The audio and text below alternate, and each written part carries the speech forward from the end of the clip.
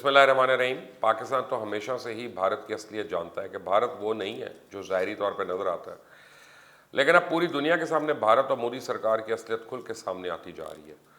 पहले तो जैसे इमरान खान ने अपनी तकरीर में और तकरीर से पहले मुख्तलिफ ममालिक के सफ़ीरों को कश्मीर का दौरा करवा के जिस तरह भारत को बेनकाब किया, वो एक कामयाबी है ही, लेकिन अब भारत के और भी बहुत से कारनामे दुनिया के सामने आना शुरू हो गए।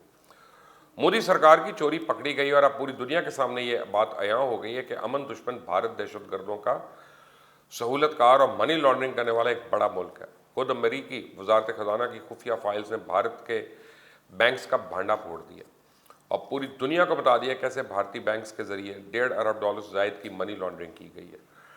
और अब ये सिर्फ इल्ज़ामात नहीं बल्कि इन फाइल्स में तमाम तर सबूत भी मौजूद है जिनको अब मोदी सरकार झुटला नहीं सकती।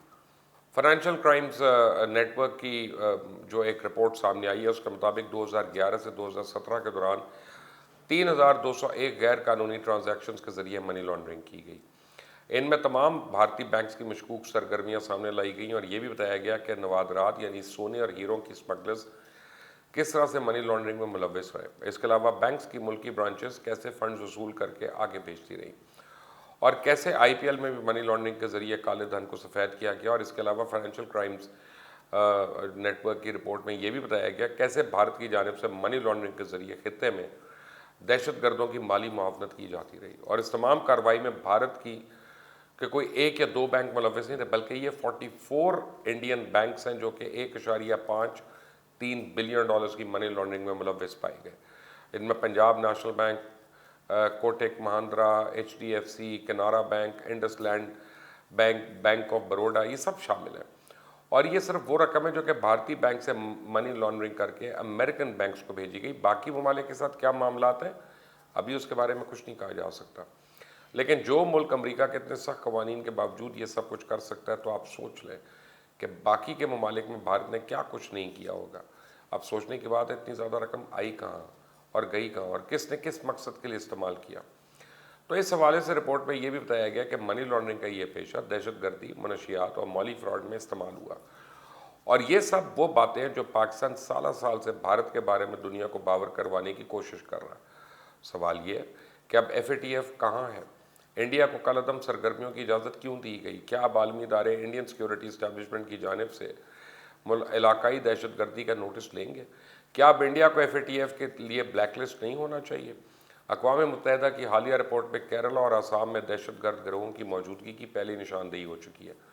भारतीय रिटायर्ड मेजर ग्रोव आर्या पाकिस्तान में दहशतगर्दी के लिए रकम की तरसील का इंकशाफ भी कर चुका है। और तो और गिरफ्तार जासूस कुलभूषण यादव भी पूरी दुनिया के सामने अपने बयान में पाकिस्तान में भारत की रियासती दहशतगर्दी का एतराफ़ कर चुका है।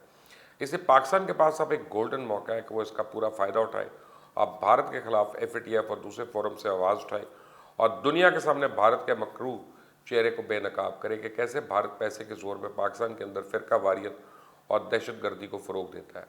वज़ीर-ए-आज़म इमरान खान ने जिस तरह से अक़वाम मुत्तहिदा में अपनी तकरीर से साबित किया था कि भारत की जानिब से कैसे पूरे खित्ते के अमन को दाव पे लगाया जाता है, कश्मीर में मुजालिम की इंतहा कर दी गई, उसके बाद नरेंद्र मोदी ने अपनी तकरीर में खुद को बहुत ही अमन पसंद मुल्क जाहिर करने की कोशिश की, लेकिन इस रिपोर्ट ने इसका भांडा फोड़ दिया। और इस रिपोर्ट के सही होने का अंदाज़ा आप भारत में इन दोनों सुशांत सिंह कत्ल केस में होने वाली पेशरफ्त से लगा सकते हैं।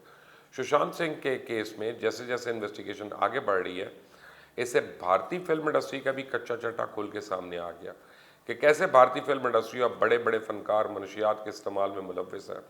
सारा अली खान, श्रद्धा कपूर और दीपिका पादुकोण तक से पूछगिछ की जा रही है, इनके मोबाइल फ़ोन जब्त कर लिए गए हैं।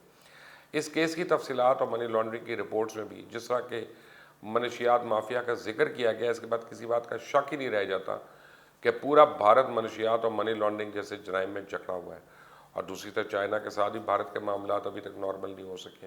अक़वाम मुत्तहिदा में अपनी तकरीर के दौरान तो नरेंद्र मोदी ने पाकिस्तान या चाइना का नाम नहीं लिया और अपना फोकस सिर्फ इस बात पर रखा कि खुद को एक अमन पसंद मुल्क साबित किया जाए। लेकिन अगर दोनों ममालिक की मीडिया पर नज़र डाली जाए तो पता चलता है हालात अभी तक नॉर्मल नहीं हुए हैं और दोनों ही ममालिक के मीडिया में इस मौजू पर मुतज़ाद बयानात शाये हो रहे हैं। चाइनीज़ न्यूज़पेपर ग्लोबल टाइम्स ने एक रिपोर्ट शाये की जिसमें कहा गया कि इंडिया की जानिब से चलने वाली गोली के खौफनाक नताइज होंगे, क्योंकि इंडिया चाइना के साथ कशीदगी कम करने पर रजामंदी का इजहार कर चुका है।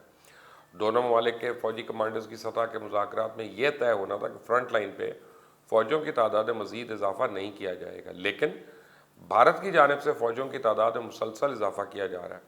और इसके अलावा जिस तरह भारतीय फौजियों को चाइना के साथ झड़प में गोली चलाने की इजाज़त देने का फैसला किया गया, इससे दोनों ममालिक के दरमियान कशीदगी में इजाफा हो रहा है और उसके नताइज भारत के लिए काफ़ी खौफनाक साबित हो सकते हैं।